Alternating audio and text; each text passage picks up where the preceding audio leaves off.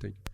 So now we'll go ahead with Professor Arvind Kumar Morya, and he's going to talk on rock hard cataract, what technique he's going to use, prefer. So Professor Arvind is, he's at Bangalore, and one of the very innovative person, and has been very active in most of the conferences you must have seen, and hundreds of award winner. So, Professor. Thank you so very much, sir, for your kind words. And good afternoon, everyone. The rock hard cataracts are always a challenge for all of us because there are a lot of complications associated when we are doing phaco in such cases like the endothelia burn or the compressive forces which are acting, so leading to the high ergonomics, the high phaco forces we have to use. So it is always a challenge, wound burn and whatnot. So it is a technique developed by Dr. Arvind sir. It's a terminal chop, which is different from the vertical and the horizontal chop.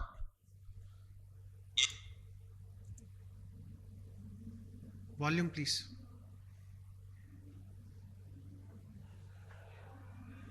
Display. Terminator, chopper used in terminal chop technique for full thickness nuclear segmentation in mature hard cataract. The authors have no financial interest in the subject matter of this film. Mature hard cataracts are virtually all nucleus. The nucleus is packed with cemented lamellae of hardened and compressed cortical nuclear fiber layers, making them physically identical to the solid hard rocks, stronger in compression but weaker in tensile strength. The greatest challenge is in breaking them down because it is a real difficult to segment these hardened and compressed cortical nuclear fiber layers with the routine phaco forces and chopping techniques. There are several techniques which we all have been practicing for the last 20 years, but when it comes to these mature hard cataracts, nothing works, and quite often we do not achieve full thickness nuclear segmentation. The reason for that is, with the current surgical technique, the mechanics of segmentation is undertaken deep at the bulky, hard central nucleus with the stressful, high-intensity compressive forces. But according to the mechanical rock excavation systems and Griffith theory of brittle fracture, it's always difficult to crush, incise, skull and segment these hard rocks with compressive forces, but relatively easier to crack and break with inside-out dispersive mechanical forces. Cracking and breaking is still easier if the mechanical forces are applied at the open edge or naturally weak point in the form of micro cracks, notches, grooves or depression on the surface of these hard materials. To be effective, specially designed tools, wedges and feathers or pick is placed into a drilled hole, groove or natural crack. Then with a very simple maneuvering of driving the wedges between the feathers or tapping the pointed tip of pick heads into the crack, forces them against the sides of the hole, causes the rock to crack and split in tension. Crack automatically traverses through the entire rock, simply breaking such a huge solid hard rock into two complete segments. Terminal chop, a newly introduced surgical technique, utilizes principle of secondary rock breakage system with stress concentration to break these unbreakable hard nuclei. In this technique, similar to cracking and breaking these solid hard rocks, a unique inside-out dispersive mechanical force is created to initiate a full-thickness nuclear crack at the weakest, soft and thin equator, which simply traverses through the entire nucleus, breaking it into two complete pieces. Mechanics of terminal chop initiates a tensile fracture in a more direct manner from the equator parallel to the nuclear surface, highly efficient with least crushing, least manipulation and minimal use of phaco forces. Unlike in vertical chopping and horizontal chopping, utilizing crushing compressive forces with high stress to segment these hard nuclei. In the unique mechanics of terminal chop, chopper plays an important role as critical instrument maneuvers to crack the nucleus is performed by the chopper along with the phaco probe. The chopper used in terminal chop, a well-acclaimed recently introduced new surgical technique by Rajendra Prasad, is named as Terminator. Terminator is a specially designed blunt olive tip chopper to safely hook, hold, stabilize and then initiate a crack at the equator of the nucleus. The mode of action of terminator is similar to drag tool, generating stress at the sides of the initial groove in the direction of equator on the other side, parallel to the nucleus surface to create tensile fracture.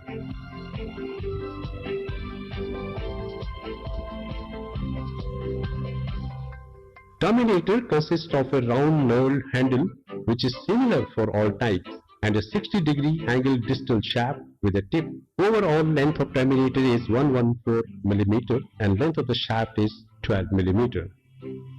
The tip is approximately 1.5 mm in length and angled at 80 degrees in relation to the remaining distal portion.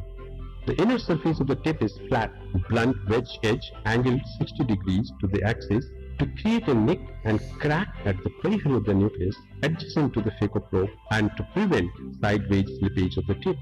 Vertically, there are two grooves next to the wedge inner surface intended to engage and achieve firm grip of the nucleus for cracking and lateral separation while preventing vertical shift of the nucleus.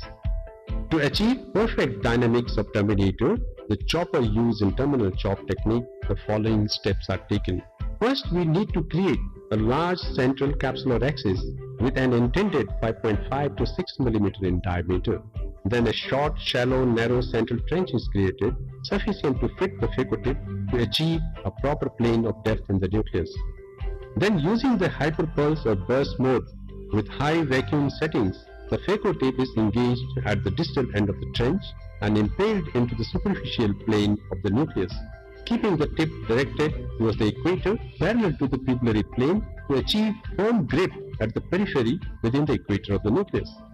While nucleus is firmly held in position with the phacotip, equator of the nucleus is then slightly drawn within the capsulotomy edge. Terminator is then very simply passed around the lens equator to hook and engage the full thickness nucleus. Chopper is then simply drawn through the open edge just within the equator of the nucleus, initiating a full thickness crack adjacent to the phacotip. Chopper then takes a lateral position within the initial crack adjacent to the phacotip without making any horizontal excursion, initiate 90 degrees laterally directed back to force, breaking the entire nucleus into two complete segments. Same procedure is repeated on the heminuclei, making multiple fragments depending upon the hardness of the nucleus.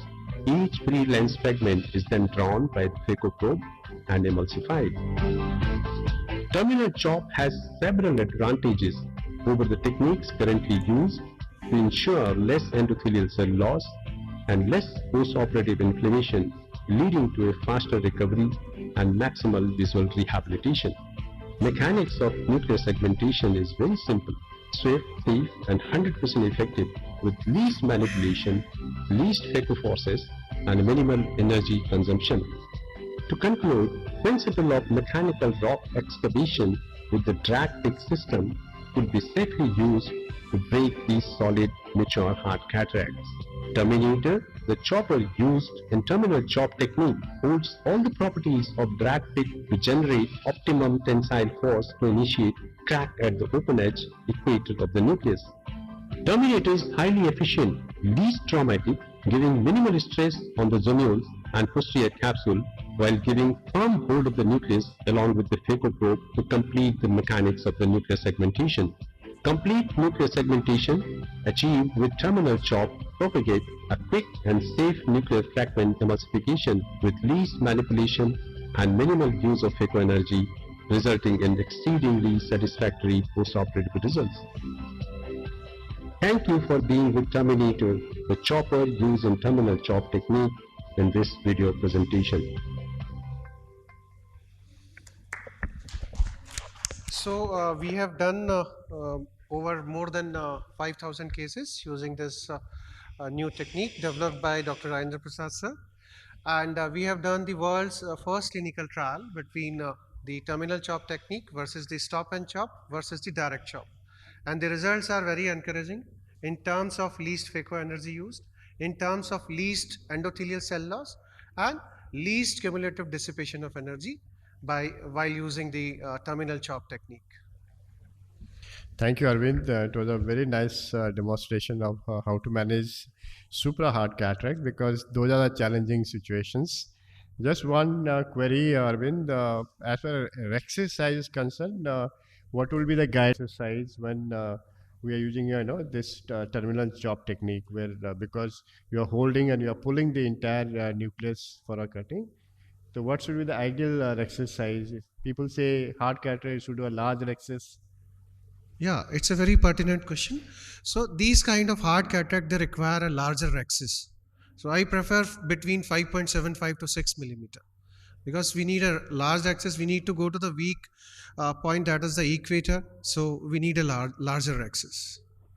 What about doing a little oval rexis, which is people from Punjab has propagated in a posterior polar cataract. They do a little oval rexis. They say it improves their nucleus management. Though I never thought about that. But if you are doing a little oval rexis in these cases of your axis of chopping, then things again may be much more convenient. Yeah, we have tried in few cases and it works very well. Okay.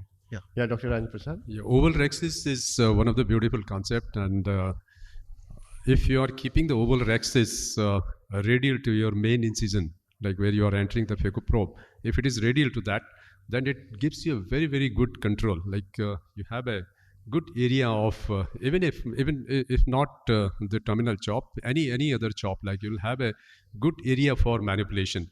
So especially in terminal chop, because if you have a oval rexis radial to that, then you can easily hook it. Your hooking would be much easier and the cracking would become much better. Yeah. Dr. Rajendra Prasad, you have faced some situation where this terminal chop could not be done, or it could not separate the piece at all. Now how to go about those cases? You do a rotate and try from other area or something like that? Yeah, definitely, because as we do the horizontal chop or vertical chop, like if you do not get any first chop, then you just rotate the nucleus, go on the other side, try on the other side, and you can keep rotating like where you get. But most of the time you get, because generally you get with the first chop only, but if you don't get, but you'll definitely get the chop second or third. Okay, thank you. Any questions from the house? Yeah, please come.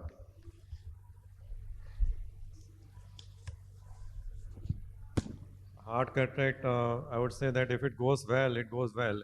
If it doesn't go well, then whatever innovations that you can do on table is important. So for me, the first thing is that rotation should be very clear. It should be very free. And as you said, if you cannot chop the nucleus into half, so what I do is that I take it to the center, all sides. So the central part may not be separated, but each quadrant, then I cut a sliver. Each quadrant is then cut into 3. So this sliver becomes a very narrow piece of pizza, you just pull it and then you swipe from behind. So what happens that the central part gets lifted up, and this sliver that comes out, once 2 slivers come out, then the entire nucleus will get lifted up from the center after debulking, and you need not worry about separating the entire nucleus into 2, and then you can easily eat. Okay, yeah, that good technique, especially if you're doing a chop technique and you can't separate the central plate, and you do a multiple peripheral chops, and ultimately if you tackle the central area, all the chops open up itself and you can take piece by piece. Thank you, Arvind, for taking up this. Thank you very much. Thank you so very much, sir, for giving me the opportunity. Thank you. Thank